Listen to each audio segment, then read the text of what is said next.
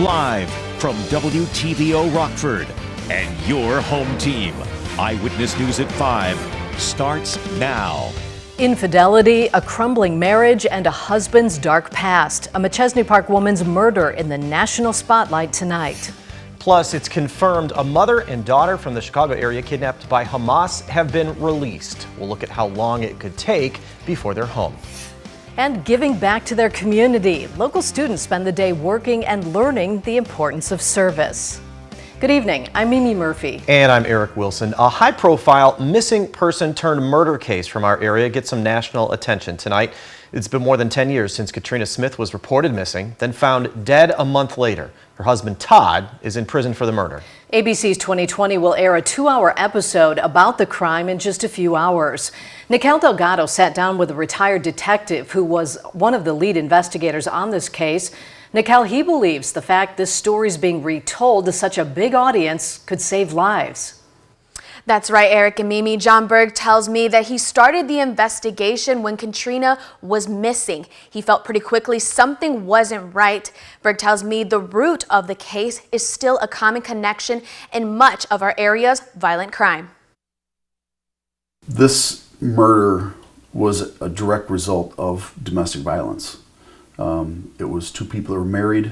One was leaving the relationship and the other was not going to let it happen. October 22nd of 2012, 30-year-old Katrina Smith's husband, Todd, reported her missing. She missed a job interview and didn't show up to her current job. John Berg was the lead detective with the Winnebago County Sheriff's Department. It was such a complex case, and it had so many twists and turns. This was a very extreme case. It lasted weeks and months. But as we remember, she was originally listed as a missing person. Todd Smith appeared to be a grieving husband, just wanting his wife to come home. Berg says Smith begged for help, coordinating search parties, community members coming from far and wide. Never had a case where somebody was out in the public eye like that, so blatantly just lying through their teeth and to the cameras and to the community and to the police. It was brazen, and it was amazing that he was able to do it, with a straight face. A team of detectives worked tirelessly to find Katrina. The interesting part of this investigation for me was dealing with Todd from day one when we got involved and having the suspicion that Todd might be involved in this. And it wasn't until her body was found that it turned into a murder investigation. November 9th, 2012, someone found Katrina's body floating in the Rock River near Byron. She was murdered with a Louisville Slugger aluminum baseball bat. It took many, many weeks and months of a lot of hard work before we were able to put the whole case together and eventually arrest Todd for the murder of Katrina. Berg tells me this case will stay with him forever. He hopes national attention opens the conversation about how deadly domestic violence can be. Domestic violence is real. We've all talked about it, and it can be violent, and it's good to see things like this. And if there are problems, there's counseling involved. Get the counseling, talk to family, let the families know what's going on in your personal lives. It's important to talk about things. We here at Eyewitness News are committed to finding solutions to domestic and sexual violence. If you or someone that you know needs help, we have a list of local resources on our website, mystateline.com, under the State Line Strong tab. Eric? Thanks, Nikel. 2020 Deadly Vows airs tonight right here on WTVO 17. Hear from the off-duty firefighter who discovered Katrina's body and our Marissa Lesner, who covered Todd Smith's murder trial extensively. Deadly Vows starts at 8.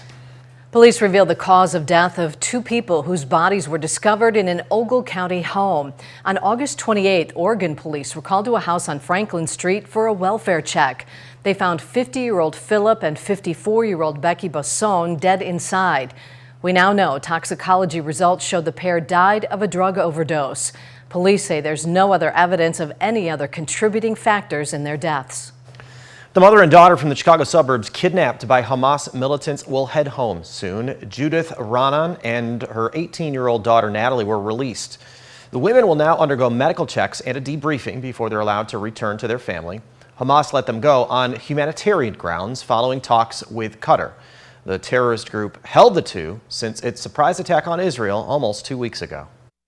The news that Judith and Natalie have been released from the hands of Hamas is overwhelming. It brings us a tremendous amount of gratitude to the Almighty, to God, for this incredible miracle. And we're really excited, looking forward to see them. Hamas is still holding roughly 200 hostages. A Chicago man accused of using a skimming device to steal people's information. A bank called Dixon Police on October 18th after finding the skimmer in the ATM in the bank's drive-thru. The device records cardholders' PIN numbers and card information. Detectives looked at surveillance video, then watched the machine until they say Ayunut Bobak showed up. He was charged with 2 counts of identity theft. Police remind people to check their bank accounts on a regular basis and report any fraudulent activity to the bank and to police. Rockford students spend the day giving back to the community. More than 340 young people from Boylan High School volunteered at nearly 20 different nonprofits for the school's Day of Caring. Rockford Rescue Mission and Clem Arboretum were a couple of the locations. Along the way, students learned about the issues facing our area, like homelessness. Boylan staff hope the day creates a lifelong lesson. It's important just to give back and to be helpful in this world. It's something that they can just, like I said, take for the rest of their lives and hopefully, participate in events like this throughout their lives and careers. Juniors and seniors volunteered today. This spring, freshmen and sophomores will take part. A bitterly divided House is back to square one on picking a speaker. The Republicans' current leading candidate is out of the running. Coming up, what happened today means Congress is no closer to tackling major issues, some with deadlines soon. And tonight at 6, a warning before you push purchase. The TikTok shop may not be as safe as you think. Our temperatures are near normal for this time of year today, with a little bit of sunshine, but increasing cloud coverage, rain showers, and plenty of strong winds on our horizon. I'll break down when we could see all of those hazards coming up in just a few minutes. You're watching Eyewitness News, your home team with Eric Wilson, Mimi Murphy, Scott Leber, and meteorologist Jordan Wolf. The race to name a U.S. Speaker of the House heads into the weekend unresolved. The Republicans' top candidate for the job is out after losing support from his own party. Hannah Brandt explains where things go from here. Defeated Congressman Jim Jordan is no longer going for the gavel, leaving the House still speakerless. We need to come together and figure out who our speaker is going to be. In a third round of voting on Friday morning, Congressman Jim Jordan lost support, sending Republicans into a closed-door meeting where they voted to drop him as their nominee. The most popular Republican in the United States Congress was just knifed by a secret ballot in a private meeting in the basement of the Capitol. It's as swampy as swamp gets. And Jim Jordan deserved better than that. Now Republicans go back to the drawing board. I'm concerned about where we go from here, as they desperately try to find someone who can win enough support in their bitterly divided caucus. We're going to get it done. It's just going to take us a little bit longer. Without a speaker, the House is frozen and lawmakers are frustrated. I think this has become less of a political fight and more of a group therapy session. I think it's really messy, but they've got to work through it. Democrats remain united behind Congressman Hakeem Jeffries. Jeffries says Democrats are fed up with Republican indecision, with less than a month to fund the government and an urgent request for aid to Ukraine and Israel waiting for congressional approval. If the House is not reopened, then it will stall unnecessarily and lives will be jeopardized. He says the solution is clear. There is only one way out. A bipartisan path forward. Republicans are planning to reconvene Monday to discuss a new speaker candidate and a new path forward. In Washington, I'm Hannah Brandt. Even with a mix of clouds and sun, we still made it into the lower 60s. That could be good news if you're headed to your favorite football stadium tonight. Jordan Wolf's keeping an eye on things for us. Up next, he'll tell you whether you'll need an extra blanket tonight and an umbrella this weekend. Now, your first warned weather forecast from meteorologist Jordan Wolf. We did see some sunshine today that was able to help to bring our temperatures up just a little bit as we got into the afternoon, reaching into the low 60s for many of us.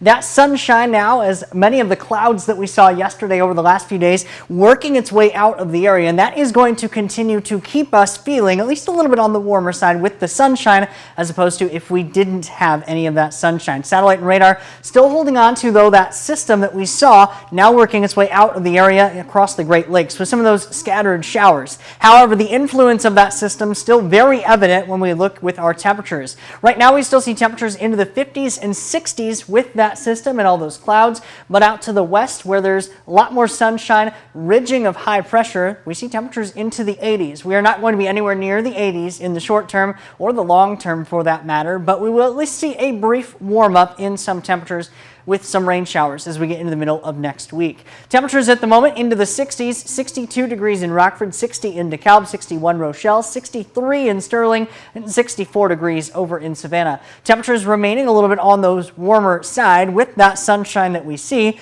Not only do we have the sunshine with our SkyTrack camera, but also some very, very pretty colors with those fall leaves that are now changing as we are kind of reaching that peak of fall colors with some of those trees, and now that we see that cooler weather starting to work its way in as well. We will also continue to see a little bit more of that clearing as we get into the rest of the evening tonight, and that's good news for many of us going out to those Friday night football games, though temperatures will be a little bit on the cooler side, down in the low 50s by kickoff, into the upper 40s by the time we get into halftime. We will remain dry and free of precipitation until we get into the early hours of tomorrow morning, with a few of those isolated showers reaching the area. Before we get to that and some additional cloud cover, temperatures falling all the way down into the low 40s, 43 degrees for the overnight low, partly cloudy skies. Another fairly cool night. We only return back near that 60-degree mark for the afternoon tomorrow. Partly sunny skies, a fairly windy afternoon as well, and a slight chance for an afternoon shower or two. In the meantime, we do have a very strong jet stream that's in evident, and that's what we see here.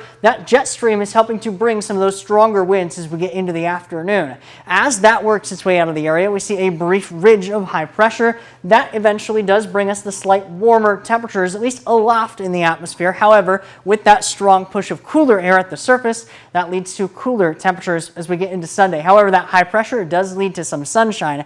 Very short-lived, though, as we do see the increase in cloud cover and then eventually rain showers as we get into the middle of the week. We could see some calm winds overnight tonight, but that does not last very long. With that stronger jet stream, we could see winds gusting close to 35 miles per hour for the afternoon tomorrow before we eventually see some rain showers working their way back in. Those isolated rain shower chances as we get into the early hours of tomorrow morning.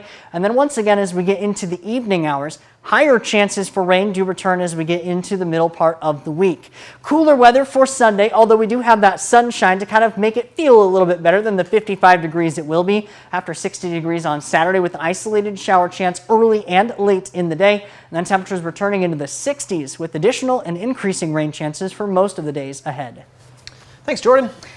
Reagan is up next with sports. She'll join us live from Forreston with a preview of one of the best small school football rivalries right here in the state line.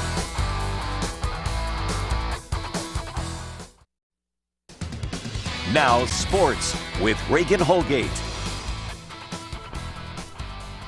You know, it really doesn't get this much bigger in small school football than it does this week. Lena Winslow and Forreston are set to write the next chapter of this storied rivalry, and there's been quite a bit of success between these two teams. They've won 9 of the last 13 state championships, so it is safe to say that tonight we're watching two of the best teams go at it in Class 1A. Let's kick things off with the visiting Panthers. Lee Wynn is on a 27-game winning streak. They haven't lost a conference game since week 9 of the 2021 season, and that was to who other than Forreston. The Panthers have pounced on their previous 8 opponents this season, averaging 49 points per game.